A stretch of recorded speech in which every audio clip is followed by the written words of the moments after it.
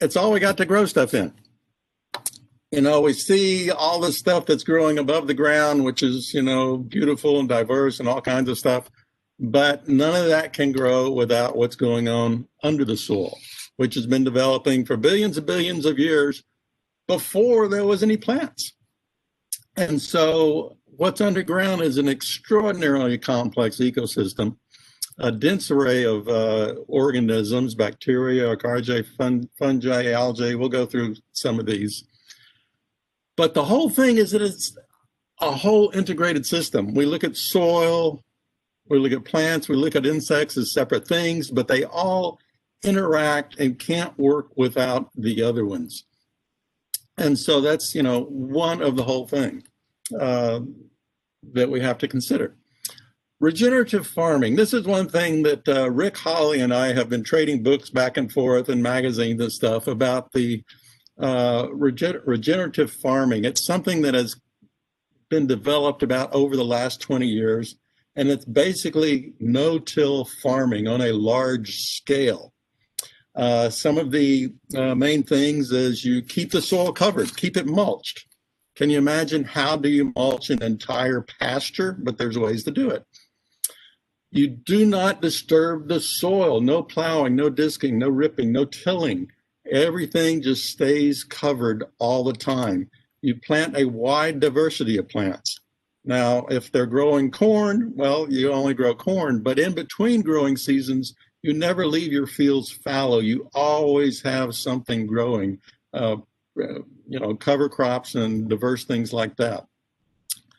You leave the roots in the soil. You never rip the roots out of the soil. We'll go in why that's so important and how we can do it in our home. And encourage animal grazing. You know, for billions of years, millions of years, animals have peed and pooped all over the place. They've died and been incorporated back into the soil. So grazing is important stuff.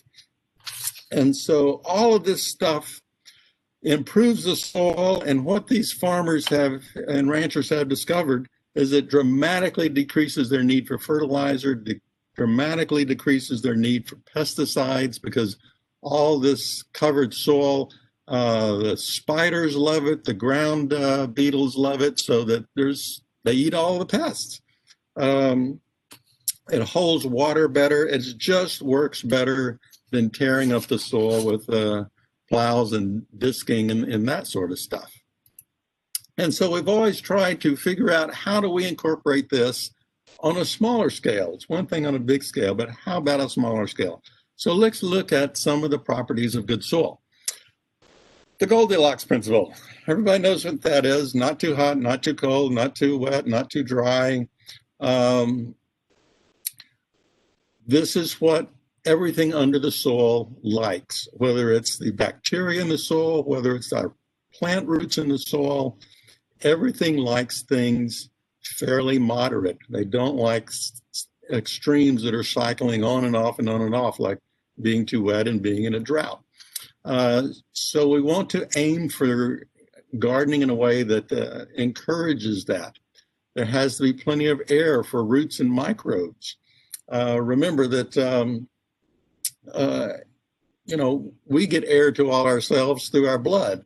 Well, plants can't do that. They have to get air through the soil, through, you know, tiny openings in the bark and through the leaves. So temperature moderation, plenty of diverse organic matter in the soil helps, and all that maintains a good ecosystem for the growth. So with that said, let's take a quick look at what the elements of the soil are. 3 basic elements: sand, silt, and quartz. Sand, made from quartz particles, silicates, feldspars. All this stuff is made up from rocks that have been ground up from billions of years, from, you know, temperature extremes and being ground by other rocks and water and all sorts of things. But these are our main soil elements. And they're different. Sand is this, let me find my pointer. Laser pointer. Sand is huge, as compared to the other elements of soil. Silt is small. If you think of sand as a huge beach ball, silt would be a ping pong ball. And clay, I always think of it as tiny, sticky pennies that all stick together. So think of sand, large and dry, very gritty. Silt, I have yet to figure out what I meant by this, but it looked like such a neat word. I just left it in there, and I'll figure out what it is someday. Clay, tiny, microscopic. Actually, clay has a magnetic charge to it, so it acts as a bit of a little magnet. And so if we have, like all sand, we have large particles, lots of space, because large particles don't fit together real well. They leave a lot of space in between them. Whereas on the other end, we have clay, lots of little spaces that fit together. So they're going to work quite differently, as we'll see in a moment here. Let's skip that. We have two basic types of soil in Williamson County. We have the Edwards Plateau soil, porous, alkaline, underlying limestone, just the caliche soil, very difficult to improve. A few grasses can grow on it, a few trees, but it's really tough to work with. And then east of I-35, we got our heavy black alkaline clay, which is quite fertile. It can be quite fertile if we look at all that they're growing out east of town. It's pretty useful, but we have to learn how we can manage these two things. So we've got clay, silt, and sand. Different combinations of that is going to give us different types of water, different type of spaces. We have to have water and air in our soil. With water, we've got hydraulic conductivity, which means how fast does it move through the soil. So with large particles, it's going to move through real fast. With small particles, such as clay, real slow. And we got what's called field capacity, or how much water does it hold once it gets rained on. Again, small particles are going to hold on to it. So like in clay soil, stays wet for a long time. Large particles, it's not going to hold on to it very long. It's going to dry out pretty quick. Check my notes real quick here.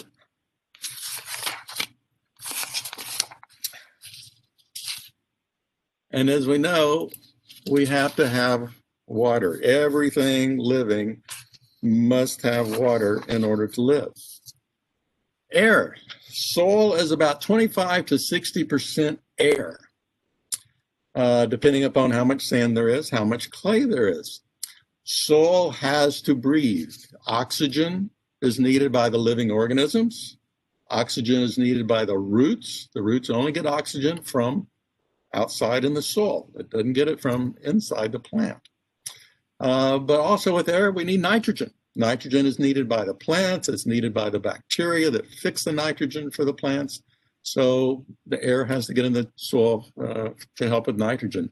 Also, there's a lot of waste gases. I mean, we're going to be talking about the living microorganisms, which there are trillions and trillions and trillions and trillions of in our yard. And they give off waste gases. You can kind of think of them as microfarts. Well, a little bitty insect or bacteria is not going to give off much waste gas, but when we're talking about so many millions and billions and trillions, it can add up to a lot of gas. And so you need the soil to have some ventilation. You have to open a window in order for the soil to breathe. And so here's some sand, here's some silt, tiny, tiny clay particles. And so the water has to move through, but then it has to hold on to it. And it holds on to it basically by being a thin film of moisture that coats the particles, leaving the big spaces inside for the air. And so how our soil is constructed tells us how we're going to do it. So if we have large particles, and if at the top here we poured in a whole bunch of water, the water is going to run through real fast. It's not going to run off the top, and it's going to dry out real quick. So that's sandy soil, like west of I-35. Whereas if we have clay soil, lots of small particles, lots of very small passageway, we pour a bunch of water on the top, well, it's going to start sinking in, but then most of it's just going to run off on the top. And so it's not going to sink in. And so we have to, particularly if we have clay soil, we have to improve that to improve the drainage. And if we have a sandy soil that has large particles, we've got to figure out some way to fill up the spaces and get it to retain more moisture. And one way to do this is organic matter. So we've got silt and sand and clay, and we've got the water, and we've got the air, and now we've got the organic matter. The organic matter is the fuel for the microbial community we're going to talk about next. It's the waste and the residues and the metabolites from the ecosystem in the ground, also from all the leaves and sticks and animal bodies on the top of it. It adds the nutrients in the soil.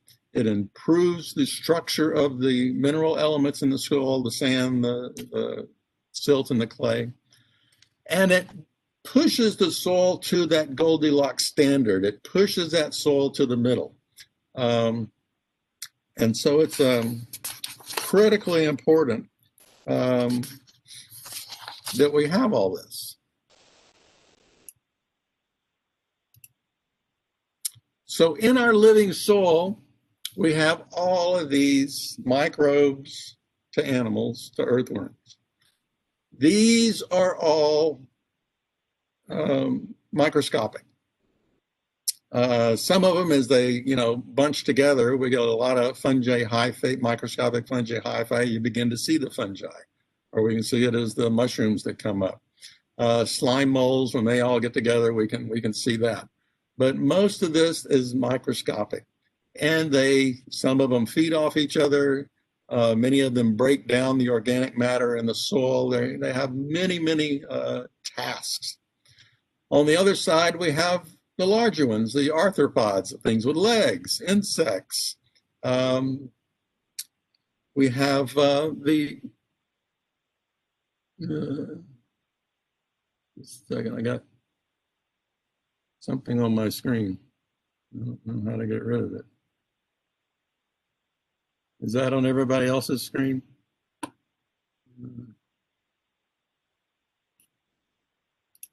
Pointer. Oh. Yeah, I think it's your pointer. My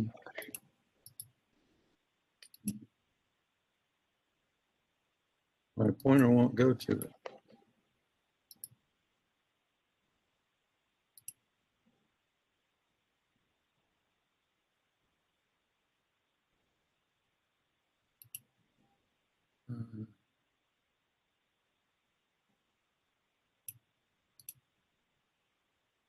I can't get that off. Is that on everybody's screen?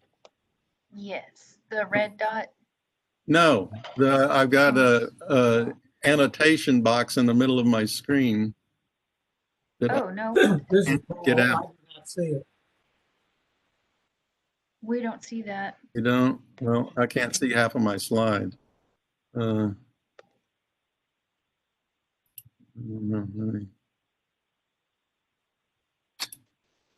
at this thing. I can't get it Hit off. decline. Can't get up there. How do I get my pointer back?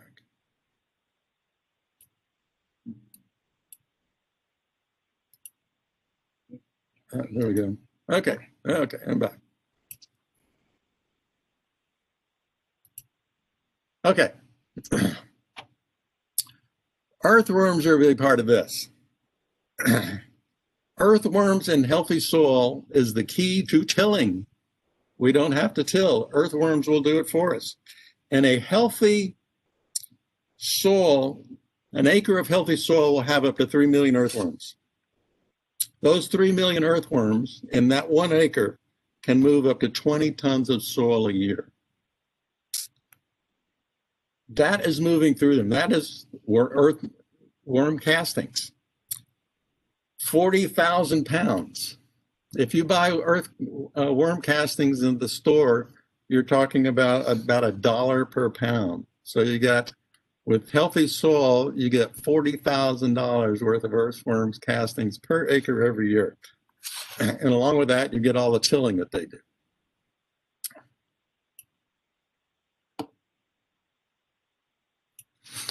So here's the soil food web.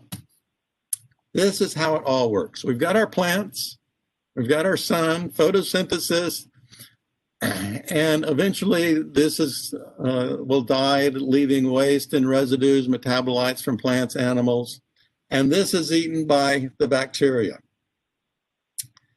The bacteria gets eaten by other organisms, and other organisms keep going. But the key is as these plants photosynthesize, about 50% of the sugars made through photosynthesis are used by the plants for their own growth and for their own metabolism. About 25% goes to the roots for root growth and storage in the roots, and the other 25% goes out to the bacteria and to the fungi. It goes into the microbial community and sustains them. So if the plants aren't up there, you don't get all that extra sugar going into the soil. And that is pure, that's carbon sugar going into the soil. And so this entire community is relying on this interaction between the plants photosynthesizing, making sugars, pumping that sugar into the soil to feed the bacteria, which is going to help break down all the organic matter and feed everything else in that soil food web. And that's what is necessary. And as the bacteria multiply very rapidly, so we got trillions and trillions and trillions of them, countless amounts of them that are rapidly developing, and they need a lot of nitrogen to do that, to divide. More nitrogen than all these other things need. So as these other animals eat these bacteria, they're going to poop out the extra nitrogen. And that is where it becomes available to the plants. So the more bacteria we have in our soil, the more these are going to eat it, and the more nitrogen will be available to the plants. So maintaining this community of this soil food web is vital to how our plants are going to grow. The community changes at different soil depths. So the first 3 inches, the population in the first 3 inches is going to be different from the population in the next 3 inches, and different from the ones in the next 3 inches, because there'll be difference in moisture and air and temperature and the amount of organic matter in there. Again, the plants release about 25% of their carbohydrate into the soil. But again, most plant roots that are active, the feeder roots, are in the top 3 inches of soil anyway, where the microbial life is. And as these microbes eat all this stuff, they're going to exude slime. This is the key, this microbial slime. If you've got a cucumber in your refrigerator that's in a baggie that you forgot about, and you reach in there and you grab that disgusting thing in your soil, that is wonderful. That is gold, because it's that microbial slime that is going to coat all those particles, the sand, the silt, the clay particles, and then they begin sticking together and interacting in a unique way. And that's really the key. It's sort of like if you take a bunch of peanuts and you put them in a bowl. You know what peanuts look like in a bowl. when they rattle around. Now coat the peanuts with a very thin layer of chocolate and put them in the bowl. They're going to stick together differently. They're going to behave differently. It's a totally different thing. And so when we soak these or coat these soil particles with the microbial slime from a very active microbial community, it's going to change everything dramatically. In addition, mycorrhizal fungi, part of the soil food web, produces a unique chemical called glomalin that interacts with this microbial slime that really takes it up a notch. So all these things are really important. Mulch, mulch, mulch, mulch. Dry ground is dead ground. There's nothing obviously growing on top of the dry ground, so there's nothing feeding the microbial community underneath the exposed ground. So that's why nature likes to throw weed seeds out there, because it needs something growing on that exposed ground in order for the soil to work properly. So mulch is the armor of the soil. It buffers the temperature. It protects the soil from our direct sun, which is pretty intense in the summer, as well as freezing as it is right now. Also, it enhances the earthworm and microbial activity. So we just can't get away from having a lot of mulch. And remember back on our original slide when I was talking about the regenerative farming, how they do when they grow stuff after it's grown, instead of plowing it under, they just take giant rollers and just roll over it and crush it down.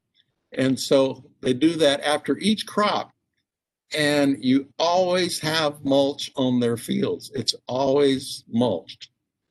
And it enhances everything about soil. There we go. Soil aggregates. This is the holy grail of gardening. This is what we're going for with good soil management.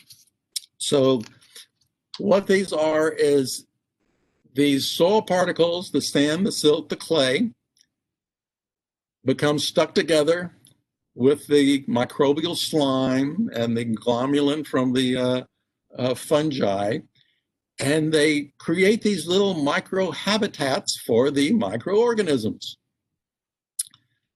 And so the slime, the glomalin, also the humates. Humates are what the final product of compost. So, if you hold compost in your hand, it's not humates yet. The microbes still have to break it down even further into humic acid, fulvic acid, different sorts of chemicals. And that coats the particles and it binds them together into tiny little stable micro aggregates. Then the hyphal fungi start binding these together into larger and larger aggregates until you get, huge aggregates of soil. Then the insects, animals, worms start tunneling through it, making passages. The roots start making passages. And so this is what we're after, is this micro aggregate, holds moisture, holds air, vast community for this microbial life. Plant roots easily enter this because there's already all these holes in it. It's very porous. You think of one of those volcanic rocks. You see a big volcanic rock. It's got all those holes in the top. It looks like it's probably pretty heavy. You pick it up, it's just very, very light.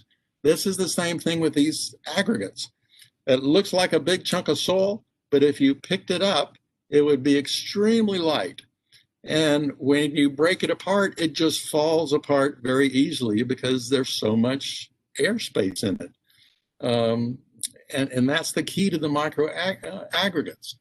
And the thing is, over the seasons, what we'll end up with is below your 3-inch layer of surface soil will become an entire layer, an entire horizon of soil aggregates.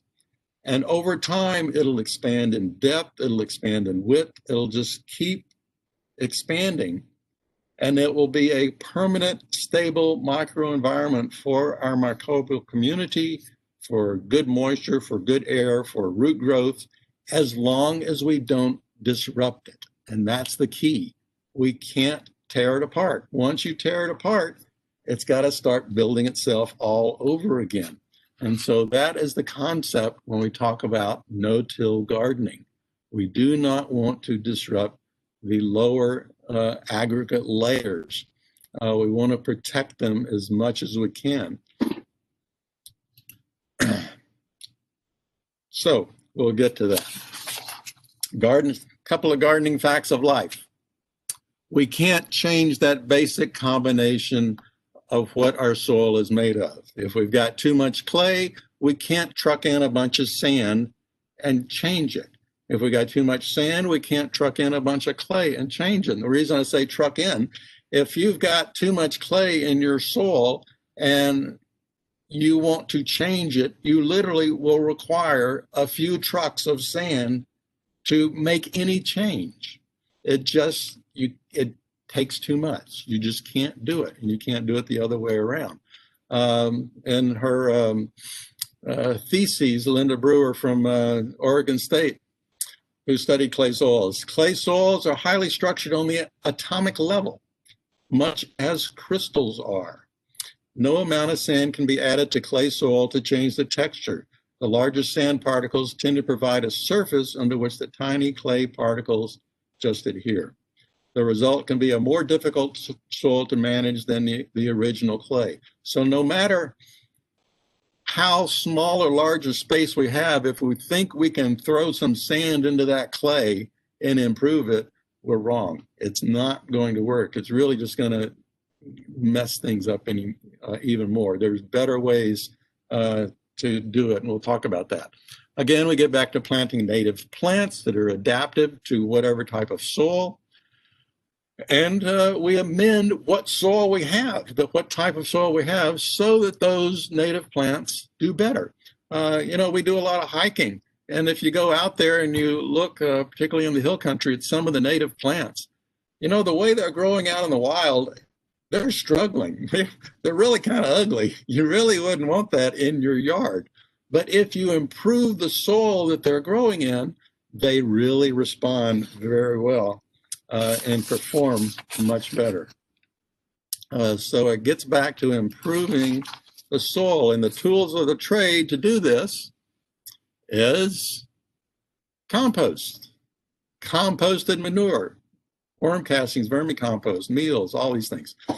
So with compost, certainly the best compost is what we make at home, because it's usually so diverse. We put yard trimmings in there. We put, what comes out of our kitchen in there. We put our leaves in there. We put all kinds of stuff in there.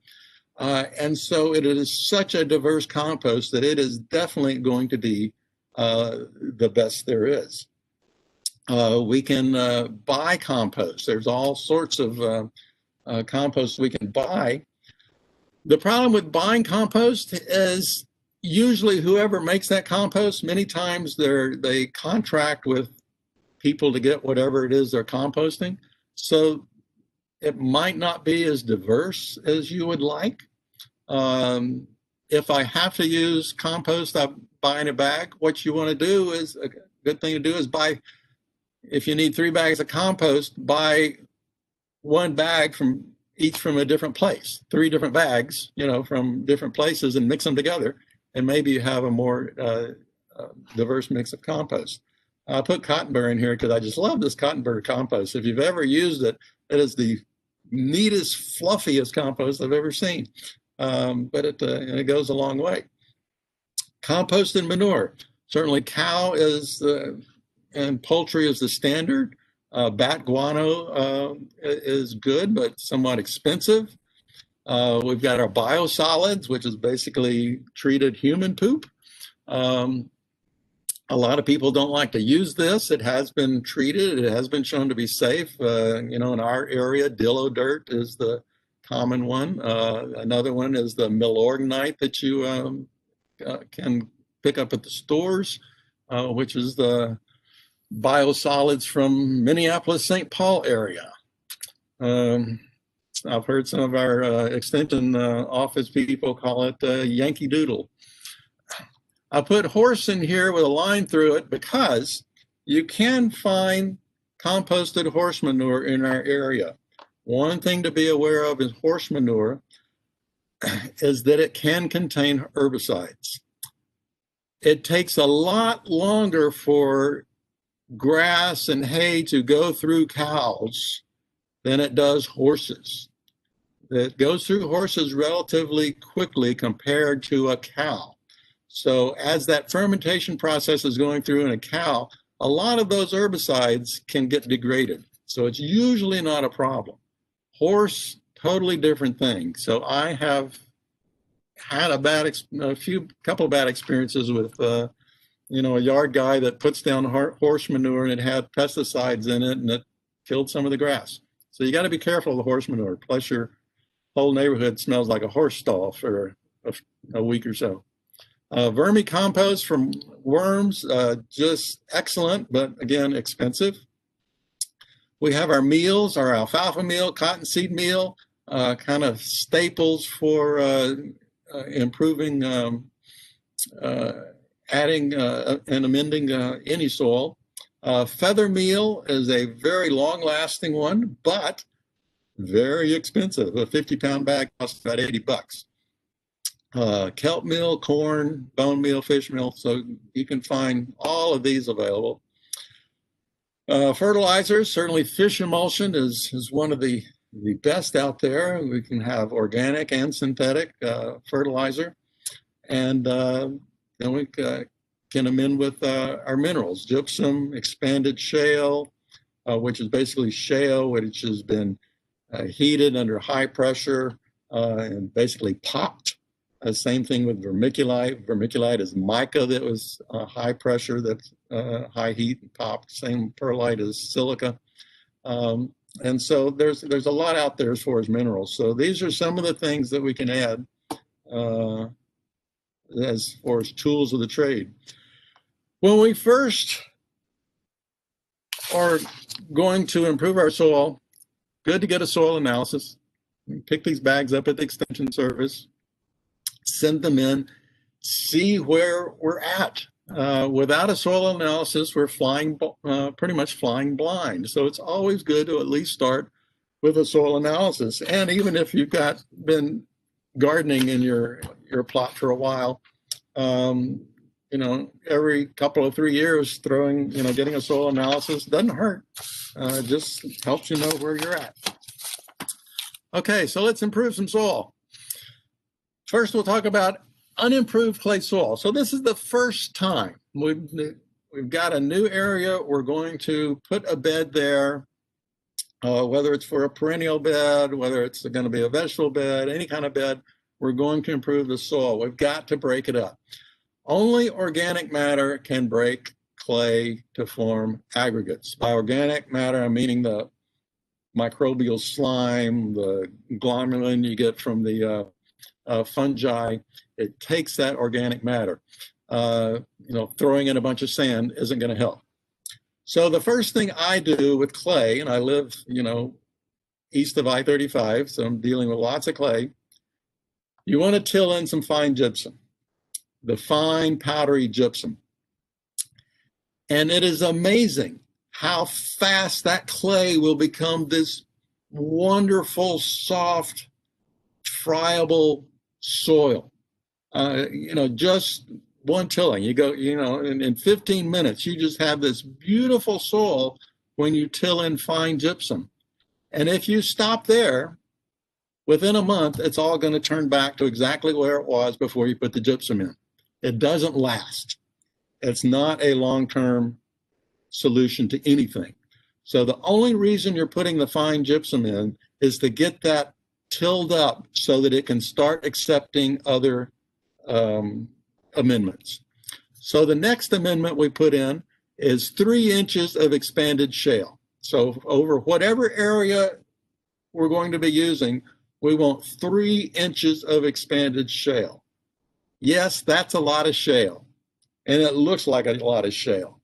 But remember, this is the only time you're really going to have to do this. Once it's in there forever.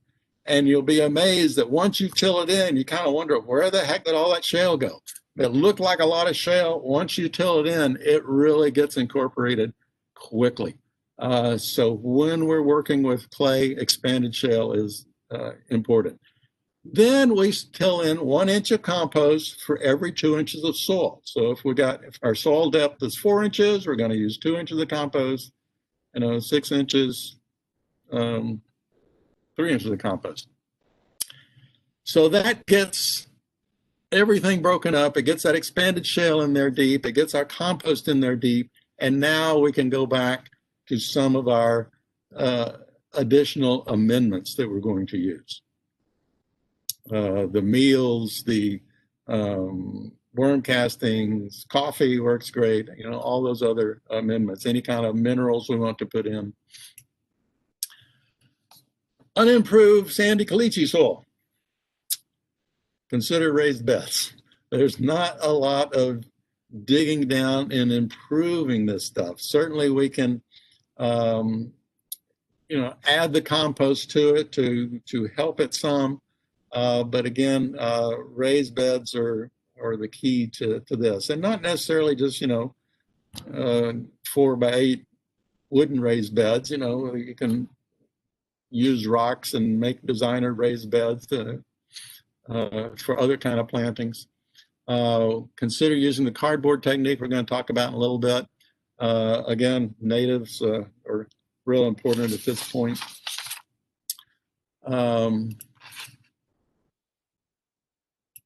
There we go. So if we're doing raised beds, options. We can buy it at the store. We can buy bulk soil. We can blend our own.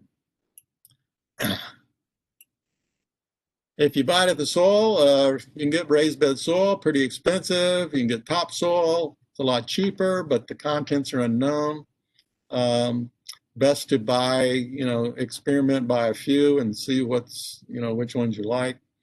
Garden soil or bed, what they call bed mixed, is a medium priced.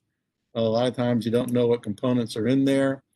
For a 4x8 raised bed, a 1.5 feet deep, this is what some of these cost for 48 cubic feet of soil. So it can be quite expensive, but if you're going to be putting plants in for the long term, it's worth the cost. And of course, you're only going to have this expense one time.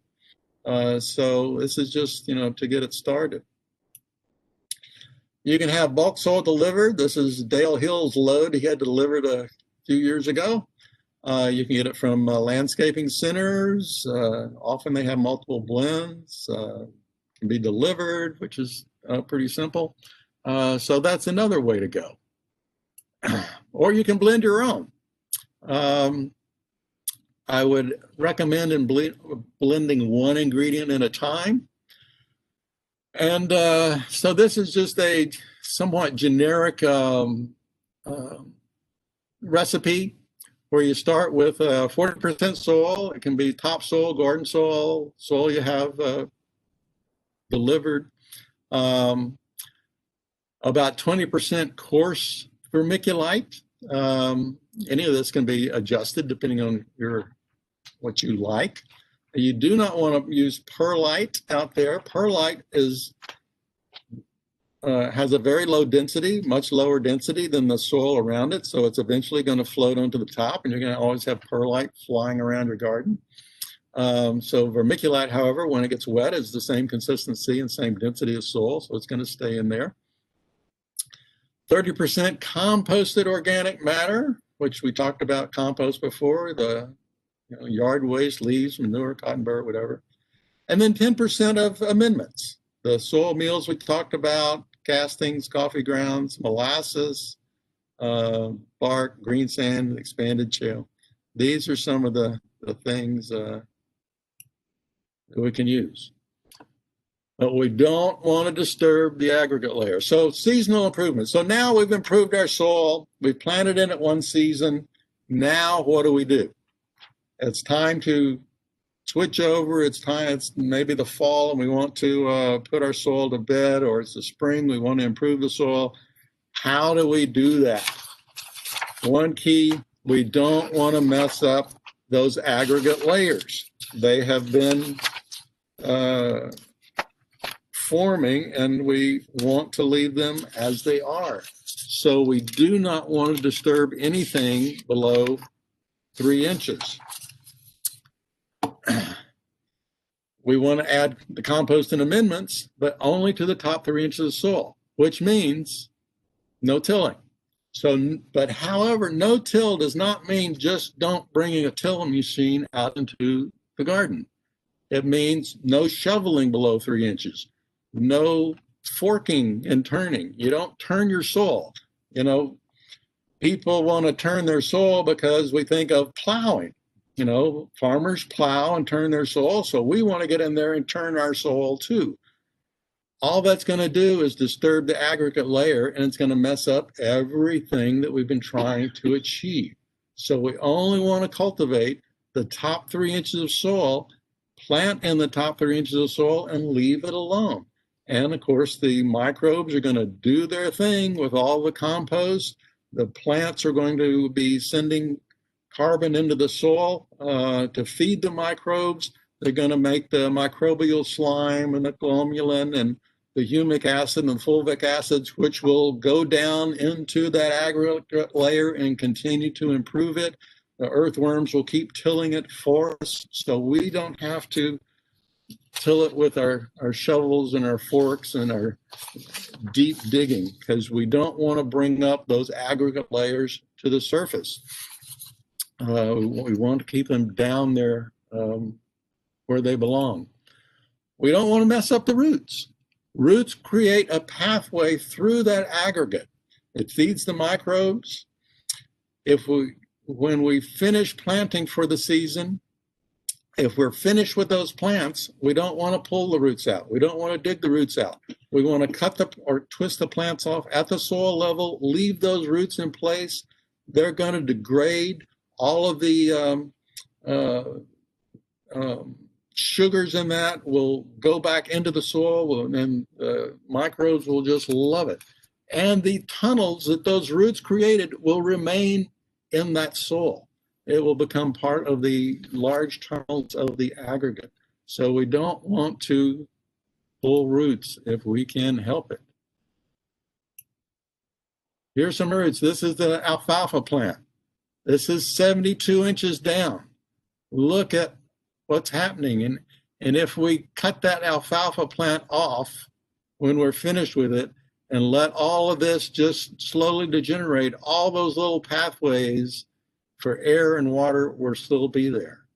Over here we have buffalo grass, a common grass. Same thing. This is 7 feet down. So we don't want to pull all that out. We want to keep everything down into the soil. So what we do out in the veggie demo garden is we put about 1 or 2 gallons of compost per foot, add in some cottonseed meal, maybe some alfalfa meal, dry molasses. Why do we use dry molasses? Because when the roots are not, when the plant is gone and we don't have roots feeding sugars to the bacteria, they need some sugar to get them by, and that's going to help them. We put down some 624 organic fertilizer that also contains mycorrhizal fungi, and we use a mineral supplement. We like to use azomite mainly because I got a bunch at a good price.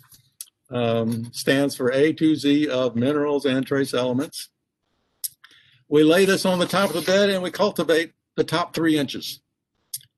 We don't dig down with forks or shovels or anything like that. So here we are. We just turned this bed. We laid out the compost. We laid out the amendments, and we cultivated it in with a little Mantis tiller. The Mantis tiller, some of these small tillers, if you turn the blades around this way, where they're pointing this way, they will not go down more than about 2 or 3 inches. And so if you turn the blades the other way, it would actually till down, and we wouldn't want that. So if we put it in cultivation mode, we can really go through it and just mix those amendments in 3 or 4 passes, and we're good to go. So that's how you do a garden bed. Well, so how do you do your perennial bed?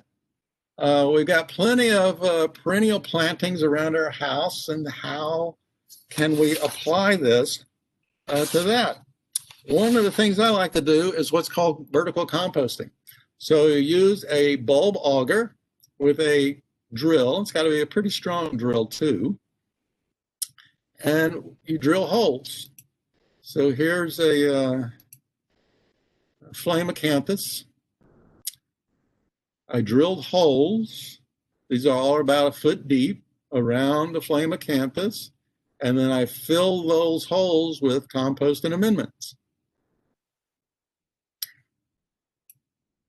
Then I put compost and amendments on top, and using a garden fork, I just broke up about the first 3 or 4 inches of soil, kind of raked it all in with a hand cultivator, and mulched it. So that's how you can do your perennial beds. Cardboarding. We love cardboarding. We do a lot of cardboarding out in the demo gardens. I've done a lot at home. It is a really handy way to improve your garden soil. You apply 1 inch of compost or leaves. I like to use a lot of leaves because the leaves are going to attract the earthworms, and you wet it down. Apply the cardboard on top of that. Wet it down. Apply another 1 inch of compost, at least another 1 inch of compost on top of the compost, on top of the cardboard. Wet it down. Apply mulch on top of that so that everything stays wet. You're not going to see any weeds because it's too dark down there for any weed seeds to germinate. It's going to maintain a stable soil moisture and temperature, and it's going to attract earthworms like you wouldn't believe. So here's a bed that I want to plant something in, but it's very wet. I'm going to put some liripe in it. So what I did was put in some leaves and compost, cut some cardboard to fit the area, put some more compost on top, and then some pine straw, and it's going to sit there for a few months, and then it'll be ready to plant. How about your lawn? How can we apply this to the lawn? You can't apply cardboarding to the lawn, but you can aerate your lawn. So if your lawn is heavy or compacted, you can aerate your lawn. So that's the same thing as, aerating with a drill. Compost in the spring after active growth begins, because you want it to be able to grow through the compost pretty fast. Sometimes, if you've got a good established lawn, that's all you got to do. A lot of people just aerate, compost, and that takes them through the whole year. You can add humates to the soil. There's many humate blends that you can get as just the soil additive that you can just lay down in the spring or fall. It's basically like putting compost on your soil, and that will improve and add to the organic matter in your yard. Using an organic 6-2-4 fertilizer with mycorrhizae is going to help. Some people use a hose-in sprayer and do a drench with fish emulsion every other month. Cycle and soak watering, we really don't have time to go into that, but you might look into, go to A&M site and Google cycle and soak watering TAMU, and it'll tell you all how to do that. Really great way to do it. So at this point, I was going to cover cover crops. I was going to see if we had any questions. Kate, is anything coming in? Yeah, we had a couple come into the chat. Okay, this one's from Cecilia. She says, what about any diseased plants? Do we leave those roots in the ground? Most of these plants, if the disease was of the leaves, it's probably not going to affect the roots. If the disease was in the roots are going to probably be dead by the time you take the plant out anyway. So no, I wouldn't be too concerned about it. Okay, great. We had a little bit of a discussion going on about why you can't use horse manure Yes. for compost. Can you elaborate on that a little bit? Like I said, compared with cow manure, the grass goes through a cow very, very slowly. It takes days and days for it to actually go through. With a horse, it goes through fairly rapidly. So in a cow, any herbicides are generally going to be degraded through that process, through all the fermentation that goes on in the cow's gut over many days. Whereas in the horse, it goes through so quickly, the herbicides in their hay, in their feed, are going to come out in their manure. And so if you spread that on your lawn or put it around your plants, there's a good chance they can be killed by the herbicide. And I have had experience with killing lawn and plants with horse manure, unfortunately.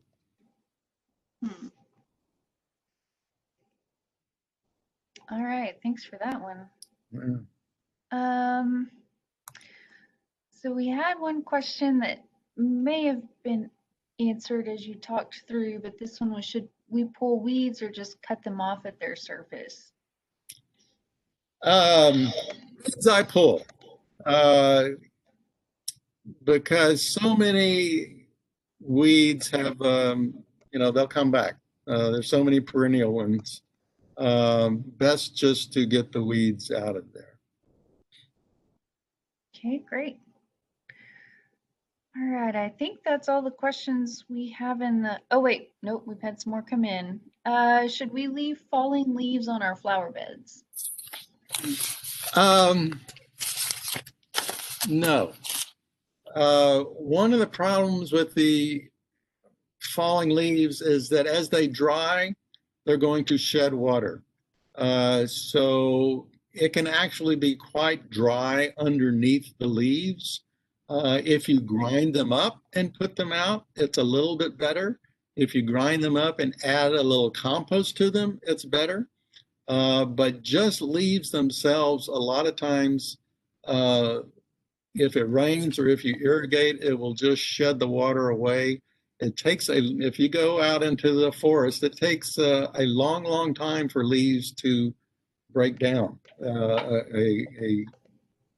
leaf that is not ground up is going to stay there for quite a while. So no, I would get those off. If you could grind them up with a leaf grinder or with a mower, then put them down a little compost, that would help. I would just add one thing to that they can be helpful in protecting plants from frost. So if they fall right before a big freeze, just leave them. Yeah, you still want to mulch, but if it's just only leaf laying there mulch, you might have a moisture problem. Right. Yeah. Okay. One said, would you leave tomato roots in the soil at the end of the season? I don't see why not. Yeah. Okay. I would guess there the concern might be root knot nematodes. Yeah, but taking the roots out isn't going to take the nematodes out. Mm-hmm. Right. So they're still there. So if you're having nematode problems, best to put in some Elbon rye or something like that to help take care of your nematodes in the off season. Right. Thanks.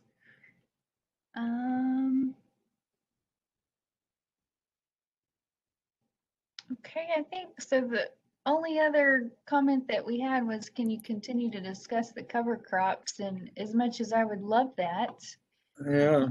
Our time is up for tonight, but I will say, and Judy might come through the door and get me on this one. We may need to do another program just on cover crops. I know there's a lot of work going on in the demo garden for that and a lot more interest. So that might be a good topic. So just we'll put a pin in that and maybe come back to it in a couple months.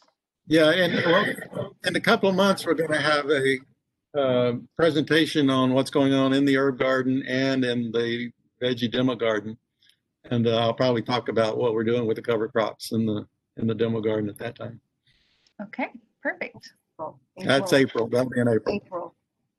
Okay, mark your calendars for April. All right, everybody. Well, thanks for coming tonight. Jim, we appreciate you speaking. It's always great. And we look forward to seeing everybody soon. Have a great night. All right. See how many. Trying to figure out how